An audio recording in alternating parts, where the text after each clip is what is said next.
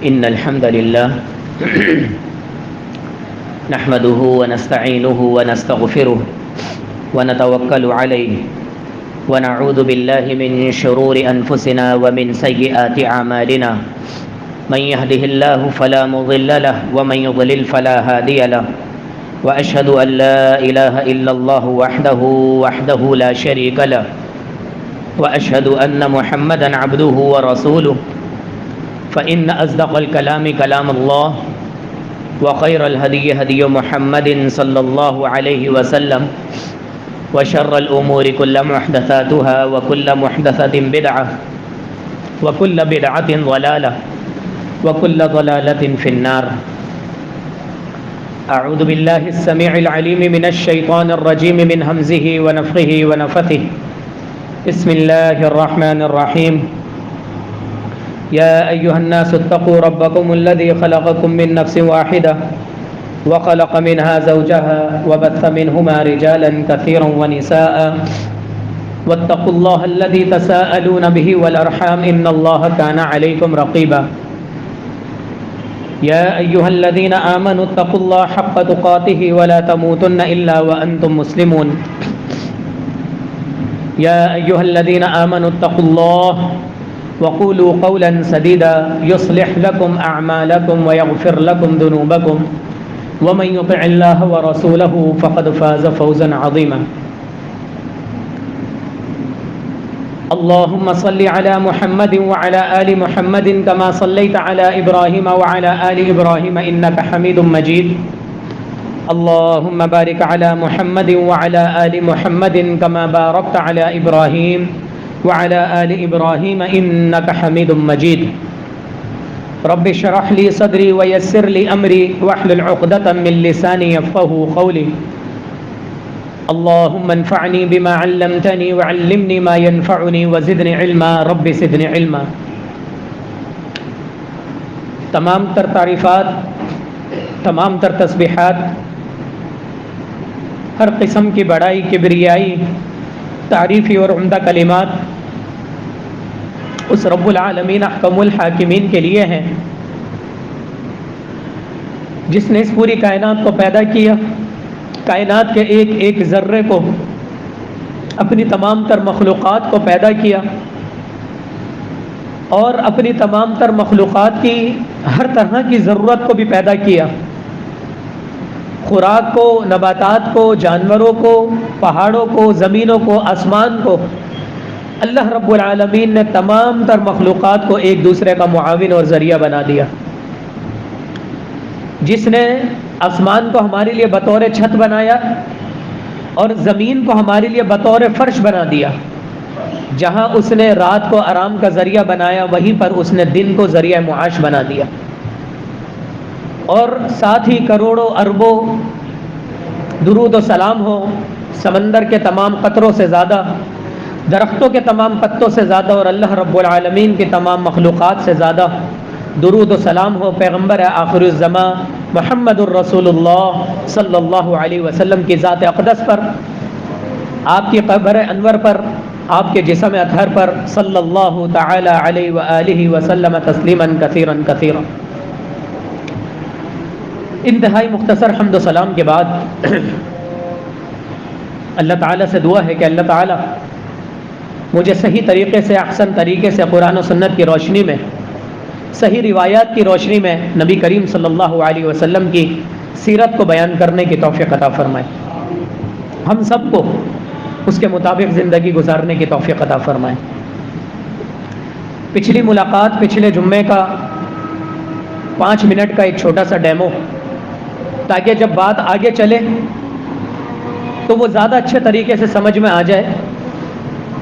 پچھلی ملاقات میں ہم نے نبی کریم صلی اللہ علیہ وسلم کے والد محترم، ان کے دادا اور پردادا کے بارے میں تفصیل سے واقعات سنے کہ پردادا ہاشم خانہ کعبہ میں لوگوں کو، حاجیوں کو، وہاں کے رہنے والوں کو شوربے میں روٹیاں توڑ توڑ کر انہیں کھلایا کرتے تھے، جس سالن کا نام سرید ہے اور وہ سب سے مقبول اور سب سے زیادہ پسندیدہ سالن تھا.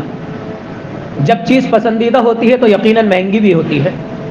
تو مہنگا ترین کھانا حاجیوں کو اور وہاں کے مکے میں رہنے والوں کو وہ کھلایا کرتے تھے. اسی کو حشم کہتے ہیں, روٹی توڑ کر بھگونے کو, اسی سے ان کا لقب پڑا ہاشم, جبکہ ان کا ذاتی نام عمر تھا. اور پھر ان کے بیٹے,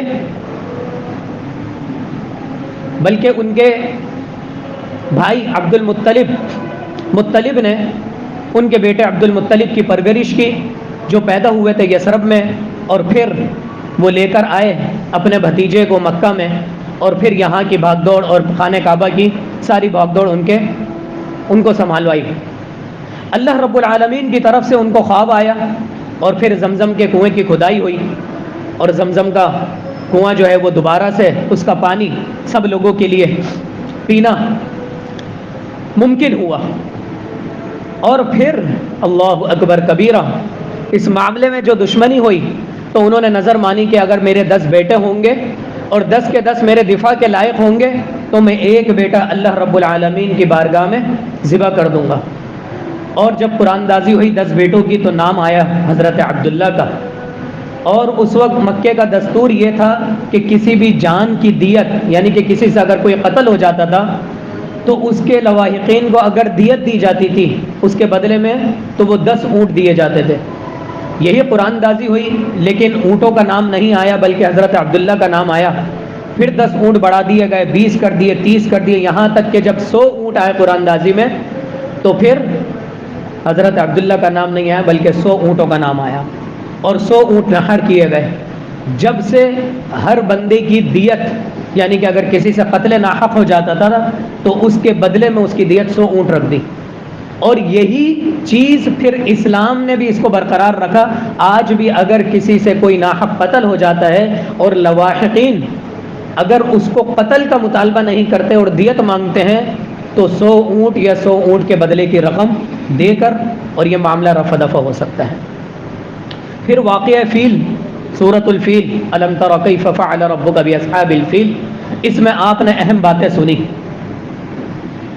اس کے بعد اللہ اکبر کبیرہ, نبی کریم صلی اللہ علیہ وسلم کی ولادت باسعادت, آپ کی پیدائش یقیناً بہت بڑی اللہ رب العالمین کی سب سے بڑی نعمت ہم پر نبی کریم صلی اللہ علیہ وسلم کی ذات کی پیدائش ہے. اب اس پیدائش کے معاملے میں اگر بات کی جائے تو پورا جمعہ نکل جائے گا. جو خرافات, جو بدعات اور جو مخالفتیں اور جو اختلافات معاشرے میں مسلکی اختلافات پائے جاتے ہیں, ان تمام تر چیزوں کو سولو کرنے میں پورا جمعہ چلا جائے گا. لیکن میں چند باتیں صرف جو ہم سب کی ذمہ داری بنتی ہے وہ گوش گزار کر کے آگے جاؤں گا. اور وہ کیا ہے, یاد رکھیں جب پیدائش ہوتی ہے کسی بھی بچے کی ہر ایک کو خوشی ہوتی ہے, اس میں کوئی دو رائے نہیں ہے. میرے گھر بچے کی ولادت ہو, آپ کے گھر ہو, کسی بھی دنیا کے کسی شخص کے گھر بچے کی ولادت ہو, خوشی ہوتی ہے. خوش ہونا اور خوشی منانا ان دونوں میں فرق ہے. اور پھر خوشی منانا اور ہر سال بطور تہوار منانا, اس میں بھی فرق ہے. قل بفضل اللہ وبرحمتہ فبذلک فلیفرحوا, یہ دلیل دی جاتی ہے کہ اللہ رب العالمین کے فضل اور اس کی رحمت پر تم خوش ہو جاؤ. یقیناً خوش ہونے کی بات ہے. یہ قرآن اللہ کا فضل ہے, یہ جمعے کا دن اللہ کا فضل ہے. علماء کرام ہمارے درمیان موجود ہیں, مدارس موجود ہیں, قرآن صحیح سلامت موجود ہے, احادیث صحیح سند کے ساتھ موجود ہیں. یہ اللہ کا کرم ہے, اللہ کی رحمت ہے, اس کے اوپر ہمیں خوش ہونا چاہیے. اور نبی کریم صلی اللہ علیہ وسلم کی ذات, ان کی احادیث, آپ کا فرمان سب سے بڑی رحمت ہے, اس کے اوپر خوش ہونا چاہیے. خوش ہونے میں اور خوشی منانے میں فرق ہے. تو نبی کریم صلی اللہ علیہ وسلم کی ولادت باسعادت جو صحیح روایت سے منقول ہے, 9 ربیع اول پیر کے دن صبح تقریباً 20 یا 22 اپریل اور 571 عیسوی, جسے ہم انگلش میں لکھتے ہیں AD, اس کا بھی ایک کانسیپٹ ہے. اس وقت نبی کریم صلی اللہ علیہ وسلم کی ولادت ہوئی. اور آپ کو یہاں پر میں یہ بات بتاتا چلوں, ہم سب مجھ سمیت انگریزی تاریخ کا استعمال سب سے زیادہ کرتے ہیں, عربی تاریخ کا استعمال نہیں کرتے. جبکہ عقیدے کے اعتبار سے انگریزی تاریخ کا استعمال ہمیں نہیں کرنا چاہیے۔ کیوں نہیں کرنا چاہیے؟ انگریزی تاریخ کے آگے آپ نے دیکھا ہوگا لکھا ہوا ہوتا ہے فلانا فلانا تاریخ اور اے ڈی۔ اس اے ڈی کا مطلب پتہ ہے کسی کو؟ کسی کو پتہ ہے؟ ہاتھ اٹھائے۔ After death. آفٹر ڈیتھ حضرت عیسیٰ علیہ السلام، جبکہ قرآن نے کہا کہ ہم نے ان کو مارا نہیں ہے، ان کی ڈیتھ نہیں ہوئی، بلکہ بر رفع اللہ الیہ، ہم نے ان کو آسمانوں کی طرف اٹھا لیا۔ اور ہم سب کا یہ عقیدہ ہے اہل سنت والجماعت کا کہ حضرت عیسیٰ علیہ السلام کے مشابہ ایک شخص کو اللہ رب العالمین نے ان کو ان کے چہرہ دیا، اور لوگوں نے حضرت عیسیٰ علیہ السلام سمجھ کر ان کو سولی پر لٹکا دیا۔ حضرت عیسیٰ آج بھی زندہ ہیں، آسمانوں پر ہیں، اور قیامت سے پہلے ان کا نزول ہوگا اور امتی بن کر آئیں گے۔ تو جب بھی ہم تاریخ لکھ رہے ہوتے ہیں تو آفٹر ڈیتھ اس میں لکھ رہے ہوتے ہیں کہ حضرت عیسیٰ علیہ السلام کی وفات کے بعد سے یہ تاریخ شروع ہوئی ہے، تو عقیدے کے منافی ہے، لیکن لوگوں کو معلوم ہی نہیں ہے۔ تو جب معلوم ہو جائے تو اس سے بچنا ضروری ہے۔ کوشش کریں آہستہ آہستہ، ابھی ہماری دکانوں پہ، ابھی ہماری میٹنگز میں، ابھی ہمارے جتنے بھی کیلنڈرز ہیں سب جگہ ہم اس کے یوز ٹو ہوئے ہیں، بہت زیادہ عادی ہوئے ہیں، لیکن آہستہ آہستہ اگر ہم اس ٹرینڈ کو تبدیل کریں گے تو اللہ رب العالمین سے یہ امید ہے کہ انشاءاللہ آہستہ آہستہ مسلمانوں کے اندر یہ چیز ختم ہو جائے گی۔ تو یہ چیز ضروری تھی بتانا، سمجھانا۔ دوسری بات، نبی کریم صلی اللہ علیہ وسلم کی تاریخ پیدائش سے متعلق کوئی صحیح روایت موجود ہی نہیں ہے۔ آخر کیا وجہ ہے؟ 5 نمازیں ہیں، صحیح روایت موجود ہے، کسی کا کوئی اختلاف نہیں ہے۔ رمضان کا مہینہ ہے، کب آتا ہے، کس رمضان کس مہینے سے پہلے آتا ہے، کس مہینے کے بعد آتا ہے، سب کو پتہ ہے کہ شعبان کے بعد آتا ہے، شوال سے پہلے آتا ہے۔ عید الفطر کب آتی ہے؟ بالکل رمضان کے اینڈ ہوتے ہی اگلا دن پہلی شوال کا عید الفطر کا ہے، کوئی اختلاف نہیں ہے۔ یوم عاشورہ کب آتا ہے؟ 10 محرم کو، کوئی اختلاف نہیں ہے۔ عید الاضحیٰ کب آتی ہے؟ 10 ذی الحجہ کو، کوئی اختلاف نہیں ہے۔ کیوں اختلاف نہیں ہے؟ نبی کریم صلی اللہ علیہ وسلم نے بڑے اہتمام کے ساتھ صحابہ کو سکھلایا، صحابہ نے بڑے اہتمام کے ساتھ اپنی نسل کو، اپنی اولاد کو، اپنے آنے والے تابعین، اور پھر انہوں نے تبع تابعین محدثین کو بتلایا۔ لیکن تاریخ پیدائش میں اختلاف کیوں؟ کیونکہ سب بھول گئے تھے، کوئی اہمیت ہی نہیں تھی، کوئی پتہ ہی نہیں تھا۔ نبی کریم صلی اللہ علیہ وسلم کی 63 سالہ زندگی میں چلیں بالغ ہونے کے بعد، بچپن تو نکال دیں، 15 سال نکال دیں 63 میں سے، تو باقی جو جتنے بھی سال بچتے ہیں 43 سال تقریباً، اس کے اندر کوئی نبی کریم صلی اللہ علیہ وسلم نے 12 ربیع اول کا جو دن تھا، جو تاریخ تھی، کبھی نہیں منایا۔ دن منایا، تاریخ نہیں منائی۔ یاد رکھیے گا، ہم سب تاریخ کے پیچھے بھاگ رہے ہیں، اور لکھا ہوا ہوتا ہے برتھ ڈے، یوم پیدائش، پیدائش کا دن، اور منا کب رہے ہوتے ہیں؟ برتھ ڈیٹ کو۔ ڈیٹ کا انتظار ہے اور ڈے کر رہے ہیں۔ سب سے زیادہ بے وقوف ترین انسان وہ ہے جو تاریخ پیدائش مناتا ہے۔ اس پر پوری ڈاکومنٹری ہے، پوری ایک ایک چیز میں نے ثابت کری تھی، شاید پچھلے سال آپ لوگوں کو یاد ہو کہ ہم برتھ ڈیٹ منا رہے ہوتے ہیں اور نام لکھا ہوا ہوتا ہے برتھ ڈے کا۔ کیوں؟ کیونکہ ہم تاریخ کا انتظار کر رہے ہیں، دن کا انتظار نہیں کر رہے۔ دن کا کانسیپٹ نبی کریم صلی اللہ علیہ وسلم نے دیا۔ کیسے دیا؟ اٹھائیے مشکات المصابیح حدیث نمبر 2045، یہ میں رائٹنگ کی صورت میں بھی آج یہاں پر مدینہ مسجد کے گروپ میں جب جمعہ بھیجوں گا انشاءاللہ تعالی اللہ کی توفیق سے، تو یہ حدیث رائٹنگ کی صورت میں ہی بھیجوں گا، رٹ لیں یہ حدیث۔ مشکات المصابیح حدیث نمبر 2045، نبی کریم صلی اللہ علیہ وسلم سے پیر اور جمعرات کے روزے کے بارے میں پوچھا گیا، تو آپ علیہ الصلوۃ والسلام نے کیا فرمایا؟ فیہ ولدت، میں اس پیر کے دن پیدا ہوا ہوں۔ ہر پیر کا روزہ رکھتے تھے آپ، اللہ اکبر کبیرہ، مہینے میں 4 دفعہ، اور 12 چوک 48، سال میں 48 مرتبہ، بلکہ 52 ہفتے ہوتے ہیں، تقریباً 52 ہفتے، 4 ہفتے اس کے نکال دیجئے رمضان کے فرض روزوں کے، تو بس یہی سمجھ لیجئے کہ 48 مرتبہ نبی کریم صلی اللہ علیہ وسلم سال میں اپنا یوم پیدائش منا رہے ہیں، اور کیسے منا رہے ہیں؟ روزہ رکھ کے منا رہے ہیں۔ آج ہم نے اس سنت کو بالکل اپنے اندر سے ختم کر دیا۔ ہم انتظار کس چیز کا کرتے ہیں؟ دن کا نہیں، تاریخ کا۔ صحابہ کرام کے درمیان بڑی ذمہ داری کے ساتھ میں یہ بات کہہ رہا ہوں کہ 12 ربیع اول کی تاریخ کی کوئی اہمیت نہیں تھی۔ اہمیت ہوتی کہیں تو درج ہوتا، کہیں تو کچھ لکھا ہوا ہوتا. تو میرے بھائی، میرے عزیز، میرا محترم، پیدائش کا جو دن ہوتا ہے نا، اس وقت تو خوشی منانا جائز ہے، لیکن پیدائش کی تاریخ کو بطور تہوار منانا بالکل جائز نہیں. اور یہ جنم دن نکلا ہے عیسائیوں سے. اور برسی، یہ جو کہتے ہیں نا کہ جناب علی آج سے 100 سال پہلے 12 وفات منائی جاتی تھی، اور بالکل منائی جاتی تھی، ہمیں بھی یاد ہے اپنے بچپن میں. یہ بھی غلط ہے. مرن دن برسی منانا یہ ہندوؤں کا تہوار ہے، اور جنم دن برتھ ڈے منانا یہ عیسائیوں کا تہوار ہے. اسلام نے نہ جنم دن کی کوئی اہمیت ہے، نہ مرن دن کی کوئی اہمیت ہے. نہ برسی منائے نہ عرس منائے. کسی کا انتقال ہو گیا، اگر یہ برسیاں منانے لگ گئے تو پورا سال کسی نہ کسی صحابی، تابعی، تبع تابعی، محدثین، میرے گھر والے، آپ کے گھر والے، ہر ایک کا انتقال ہوا ہے. کس کس کی نانی، دادی، پھوپھی، چاچی، کس کس کی ہم مرن دن مناتے رہیں گے میرے بھائی. اور پھر جنم دن بھی منانا ہے. کل خوشی منائی تھی، آج پھر غم، پھر کل پھر پارٹی ہوگی، پرسوں پھر برسی آ جائے گی. سارا ہفتہ یہی چلتا رہے گا. باڑ میں گئی نمازیں اور روزے، انا للہ و انا الیہ راجعون. تو یاد رکھیں، نہ 12 وفات کا کوئی اسلام میں کانسیپٹ ہے، اور نہ جشن ولادت کا. یہ بات ضروری تھی، حالانکہ یہ بات بہت لمبی ہو سکتی تھی، لیکن کوئی کانسیپٹ نہیں ہے. بات یہاں پر مختصر کروں گا. اس کے بعد نبی کریم صلی اللہ علیہ وسلم کی جب ولادت ہوتی ہے، کیا کچھ کرشمے ہیں اس وقت کے، سن کر حیران ہو جائیں گے آپ. پیدائش ہوتے ہی یا پیدائش کے بعد سے جو جو معجزات ہیں، جس لیے میں نے کہا تھا کہ جنت میں جانے کے لیے مومن ہونا ضروری ہے. مومن ہونے کے لیے نبی کریم صلی اللہ علیہ وسلم سے محبت ہونا ضروری ہے.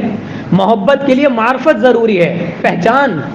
اور معرفت کے لیے تفسیر کا مطالعہ ہونا ضروری ہے، سیرت کا مطالعہ ہونا ضروری ہے. مجھے پتہ ہونا چاہیے کہ جس سے میں محبت کا دعویٰ کر رہا ہوں اس کے بچپن کے حالات کیا تھے، نوجوانی کے حالات کیا تھے، جوانی کے حالات کیا تھے، پھر ادھیڑ عمر کے حالات کیا تھے، بڑھاپے کے حالات کیا تھے، مدنی زندگی کیا تھی، مکی زندگی کیا تھی.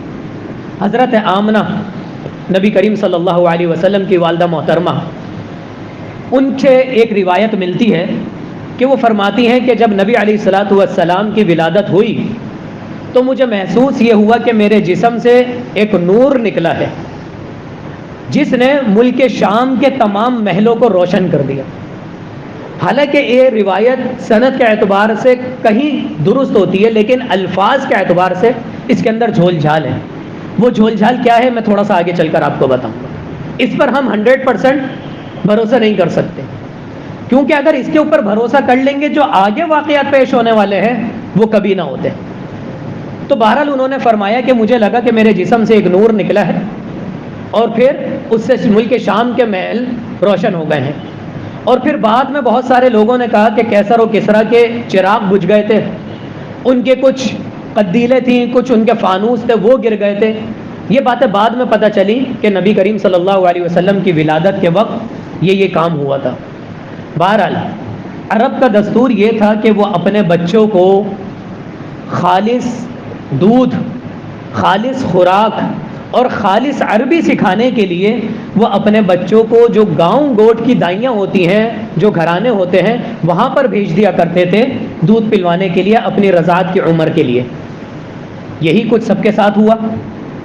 تو پھر بنو سعد کی ایک خاتون، اللہ اکبر، خوش نصیب خاتون، اور ان خوش نصیب خاتون کے گھر کے حالات آپ سنیے گا.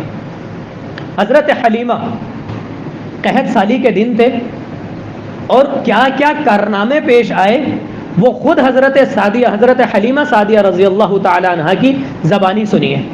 وہ کہتی ہیں کہ قحط سالی کے دن تھے اور ہمارے گھر میں کھانے کو کچھ نہیں تھا.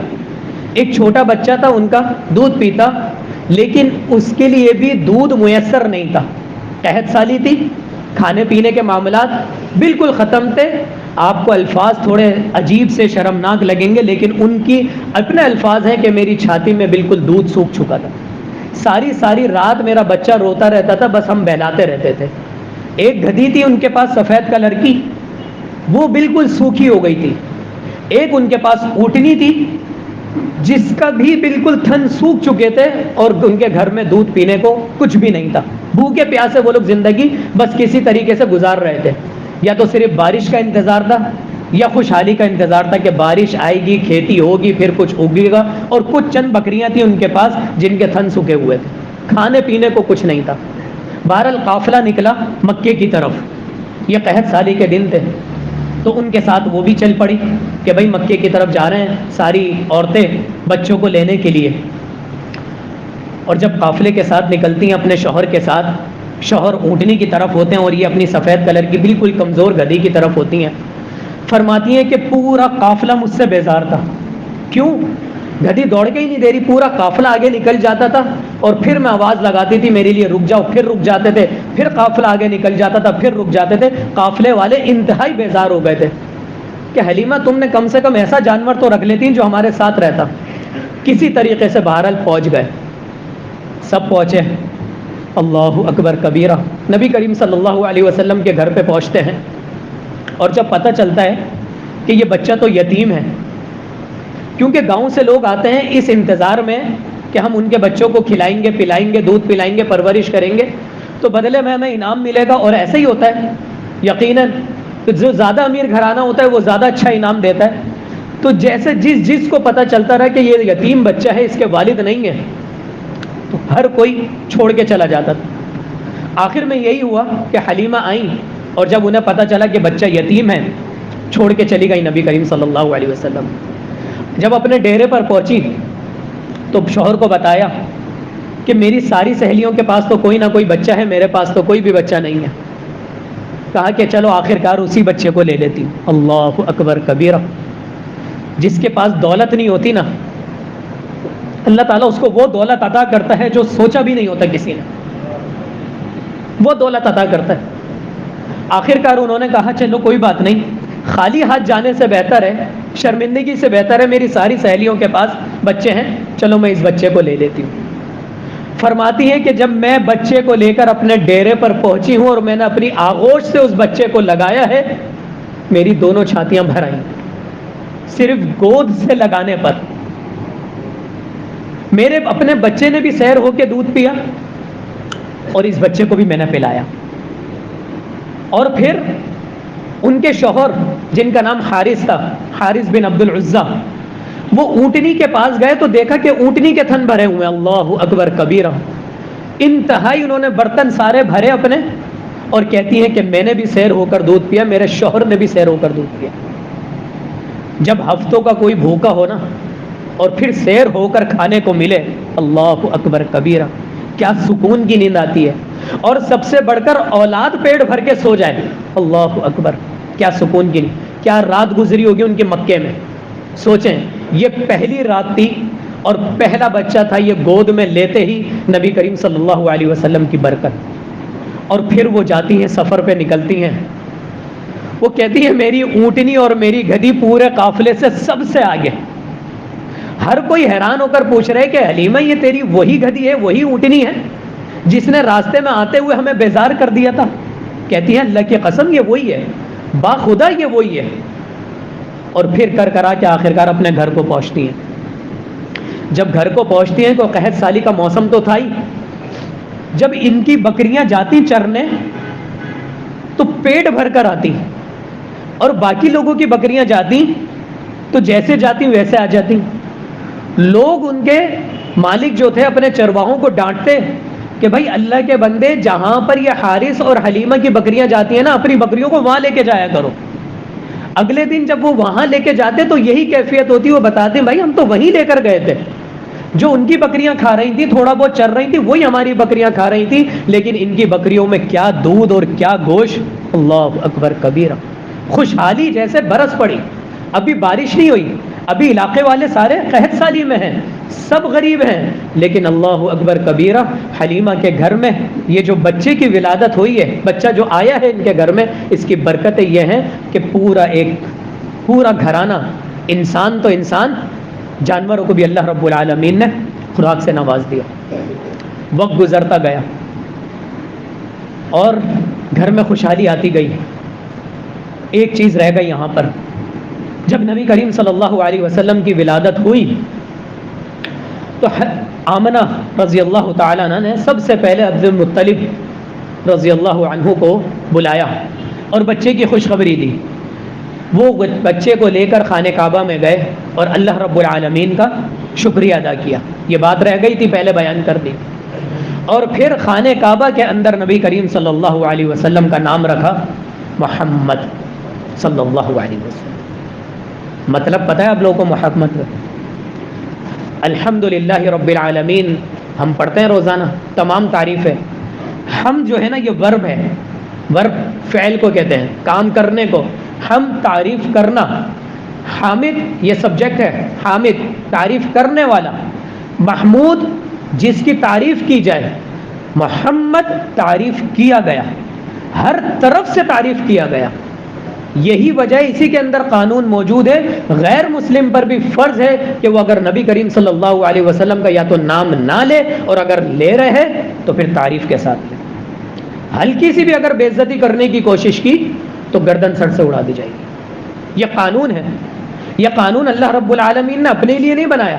وَلَا تَسُبُّوا الَّذِينَ يَدْعُونَ مِن دُونِ اللَّهِ فَيَسُبُّوا اللَّهَ عَدْوًا بِغَيْرِ عِلْمٍ۔ جو لوگ اپنے تمہارے خدا کو گالی دیتے ہیں تو تم ان کے خداؤں کو گالی نہ دو، برا بھلا نہ کہو، پھر بدلے میں وہ دوبارہ سے تمہارے خدا کو گالی دیں گے، برا بھلا کہیں گے لا علم میں۔ لیکن نبی کریم صلی اللہ علیہ وسلم کی ذات اللہ کو کسی نے نہیں دیکھا ہوا، صرف اللہ کی قدرت دیکھی ہوئی ہے، یہ علم غیب ہے۔ نبی کریم صلی اللہ علیہ وسلم کے جوہر تو سب نے دیکھے ہوئے ہیں، آپ کے معاملات، آپ کی زندگی۔ یہی وجہ ہے کہ مائیکل جونز، شاید آپ کو پتہ ہو کہ اس نے ایک کتاب لکھی ہے، وہ عیسائی، لیکن اس نے کتاب لکھی دنیا کے 100 سب سے بہترین اشخاص۔ وہ چاہتا تو اپنے نبی کو اوپر کر سکتا تھا، حضرت عیسیٰ کو، لیکن نہیں۔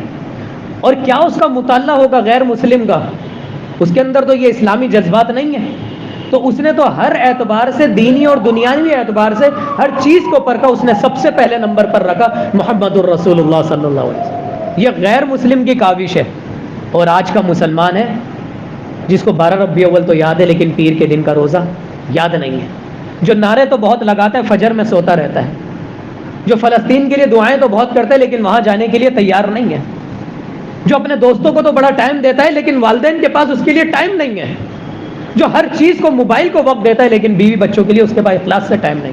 یہ آج کا مسلمان ہے۔ محمد الرسول اللہ صلی اللہ علیہ وسلم کی تعریف اور ان کی عزت ہر مسلمان اور ہر غیر مسلم کے اوپر فرض ہے، تو وہاں پر نام رکھا گیا محمد صلی اللہ علیہ وسلم۔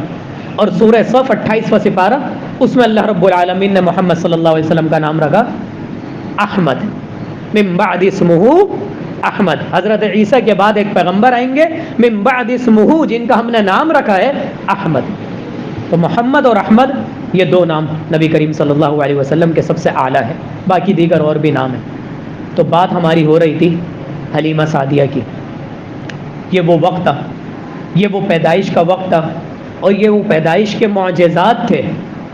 یہ سمجھ گئیں کہ اس بچے میں کوئی نہ کوئی تو برکت ہے، لیکن کیا برکت ہے یہ نہیں پتا ان کے گھرانے کو۔ اب اس روایت کے اندر کیا خرابی ہے جو میں نے پہلے بیان کی؟ اگر کسی کو، اگر سب کو یہ پتہ ہو جاتا کہ بھائی یہ تو نور نکلا ہے اور پوری دنیا اس سے روشن ہو گئی، تو ہر کوئی لپکتا دودھ پلانے کے لیے اس بچے کی طرف۔ اب جب یہ ساری برکتیں دیکھ لیں تو پھر دیکھیں اب رویہ کیا تھا۔ 2 سال مکمل ہوئے، نبی کریم صلی اللہ علیہ وسلم ماشاءاللہ اور بچوں کے مقابلے میں زیادہ خوبصورت اور زیادہ طاقتور ہوئے۔ دیکھنے میں 2 سال کا بچہ جو لگتا ہے، نبی علیہ الصلوۃ والسلام اس سے زیادہ لگتے تھے۔ اور جب لے کر گئے ان کو، 2 سال کی مدت مکمل ہوئی، تو حلیمہ سعدیہ کی آنکھوں میں آنسو آ گئے۔ ان کا دل نہ چاہا، کیا برکتیں ہیں، اس بچے کو میں اپنے ساتھ ہی رکھوں۔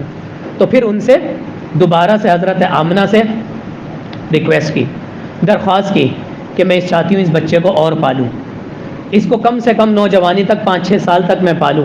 اور پھر ان کو تھوڑی سی لالچ دی کہ شہر کی خوراک الگ ہوتی ہے، گاؤں کی خوراک الگ ہوتی ہے، یہ حقیقت بات بھی ہے۔ یہاں کے دودھ کی تاثیر الگ ہوتی ہے، وہاں کے دودھ کی تاثیر الگ ہوتی ہے، یہاں کی زبان کی تاثیر الگ ہوتی ہے، اور حقیقت بات ہے کہ وہاں کی زبان کی تاثیر الگ ہوتی ہے۔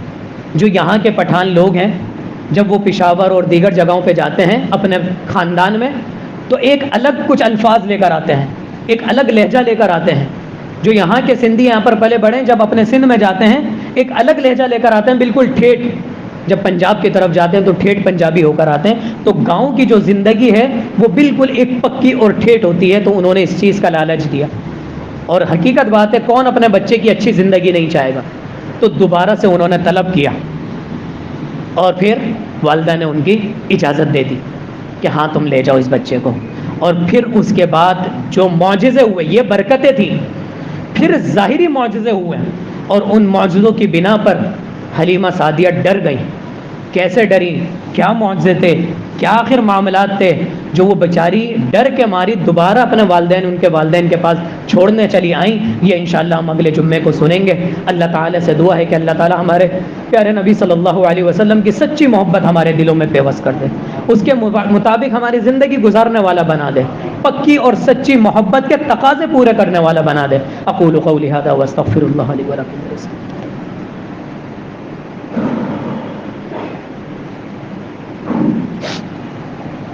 نحمده ونصلي على رسوله الكريم اما بعد. دعاؤں کی درخواست آئی ہوئی ہے، خاص دعاؤں کی. سب سے پہلے تو ہمارے طارق بھائی جن کا اکثر ہم ذکر کرتے ہیں، ان کے والدین کی اللہ رب العالمین ان کو صحتیابی عطا فرمائے، اور کچھ عرصے سے ان کی اپنی طبیعت بھی بہت زیادہ خراب ہے. اللہ تعالیٰ ان کو والدین کی خدمت کرنے والا بنائے، ہمت، طاقت اور ہر طرح کی دینی اور دنیاوی آسانیاں ان کے ساتھ پیدا فرمائیں. اس کے ساتھ ہی ہمارے نمازی سہیل بھائی ہیں، وہ بھی اب ہمت کر رہے ہیں، تھوڑی بہت ان کی طبیعت بہتر ہو رہی ہے. اللہ تعالیٰ ان کو مکمل طور پہ شفا کامل عاجل عطا فرمائے. اس مسجد کے جو ذمہ دار ہیں یاسر بھائی، شاید آپ کو معلوم ہوگا، ان کی والدہ سخت علیل ہیں، جنہ ہاسپٹل میں ایڈمٹ ہیں. بھائیوں کی ڈیوٹی لگی ہوئی ہے، ایک بھائی صبح ہوتا ہے، ایک بھائی شام کو ہوتا ہے. سخت ترین بیمار ہیں. انہوں نے خاص کر دعاؤں کا کہا ہے اللہ تعالیٰ ان کی والدہ کو صحت کامل عاجل عطا فرما دے. جب والدہ کی بات آتی ہے تو یہ ایسی بات ہے جس کا ایک والدہ کے ساتھ وقت گزرا ہے، سب کو اپنی والدہ یاد آ جاتی ہے، والدین یاد آ جاتے ہیں. والدہ کی خدمت یہ نصیب والوں کو ملتی ہے، اور میں کہتا ہوں کہ بیماری سے پہلے صحتیابی میں ان کا ساتھ دے دیں. بیماری میں تو ایک مجبوری بھی ہو جاتی ہے نا، تو دوڑ لیں ان کے پیچھے کہ نہیں امی میں آپ کا یہ کام کر دوں، رات کو بستر لگا دیں، دسترخوان اٹھانے میں ان کا ساتھ دے دیں، کچھ بھی کر کے. صحتیابی ہے ماں کی، ماشاءاللہ صحت مند ہے، سب کچھ کر رہی ہیں، پھر بھی میرا حق بنتا ہے کہ میں اپنی ماں کا ساتھ دے دوں. ضروری نہیں ہے کہ جب وہ بستر پر لیٹے تو ہی اس کو دوائیاں دوں، نہیں. صحتیابی میں بھی والدین کا ساتھ دیں، والد کا بستر لگا دیں، والدین کے کپڑے خود استری کر دیں. بیگم ہمارے کپڑے استری کرتی ہیں، ہم والدین کے کر دیں. کوئی بھی کام جو مجھ سے ہو سکتا ہے میں کر دوں. اپنے بچوں کے لیے بھی تو ہم کرتے ہی ہیں نا سب کچھ، تو والدین کے لیے بھی کر دیں. اسی طریقے سے ہمارے یہاں پر میرے کزن ہیں، انہوں نے اپنی والدہ کے لیے کہا ہے کہ ان کی والدہ کی بھی طبیعت خراب ہے. میں پوچھوں گا بھی کیسی ہے، کیا معاملہ ہے. ابھی انہوں نے بتایا ان کی والدہ کو بھی اللہ تعالیٰ مکمل طور پہ صحتیابی دے.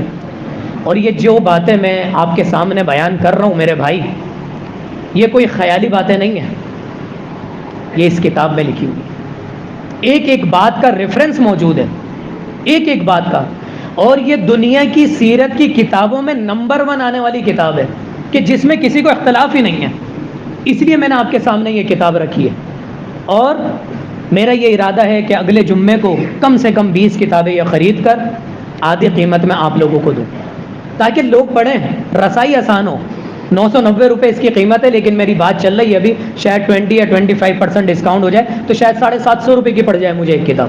بات چیت چل رہی ہے، لیکن پھر انشاءاللہ خرید کر آدھی قیمت میں آپ لوگوں کو دینے کا میرا ارادہ ہے. اس کو پڑھیے. نبی کریم صلی اللہ علیہ وسلم کی زندگی ہے، میرا اور آپ کا جنت میں جانے کا راستہ ہے. آپ سب بھائیوں سے درخواست بھی ہے کہ اس کام میں میرا ساتھ بھی دیں. میں خود بھی اپنے انشاءاللہ تعالی مال لگاؤں گا، اور آپ بھائیوں سے درخواست ہے کہ اس میں کم سے کم 20 سے 25 بھی کتابیں آ جاتی ہیں تو یہ سمجھ لیجیے کہ ایک گھر میں بھی ایک کتاب چلی گئی. بیگم نے پڑھ لی، شوہر نے پڑھ لی، گھر والوں نے پڑھ لی. زندگی، پوری زندگی نبی صلی اللہ علیہ وسلم کی. ہم تو بڑی مختصر بیان کر رہے ہیں. ابھی مکی زندگی آپ سنیں گے نبی صلی اللہ علیہ وسلم کا صبر انتہا کا ہے. مدنی زندگی پڑھیں گے تو بہادری انتہا کی ہے، فیصلے انتہا کے دور اندیش فیصلے.